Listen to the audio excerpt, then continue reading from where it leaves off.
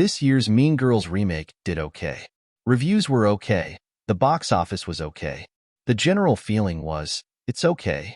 But when competing with a film that looms so large in the cultural imagination, there's bound to be some disappointment with a new, arguably fresh take. However, one glaring, for the mathematically inclined, error in the remake offers proof, sorta, that it is inferior to the 2004 film, which celebrates its 20th anniversary today. For fans of the Mean Girls universe, "The limit does not exist" is one of many iconic lines from the OG film.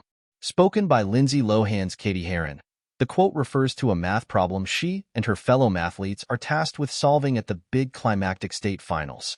In the scene, Katie accepts that she's become that which she hated and feared most, a mean girl, and begins her redemption arc in the 2024 film.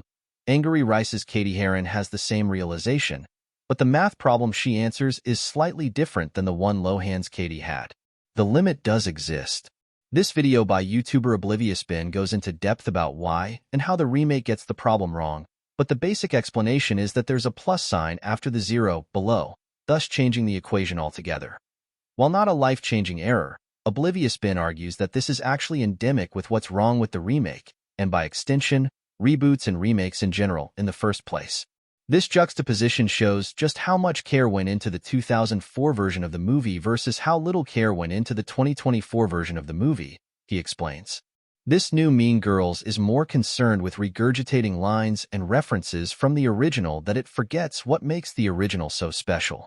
Citing the remake's problem as one of reiteration, he continues, "The original version had been iterated and reiterated on so many times that it's more important to reference the original than to focus on the version you're currently making.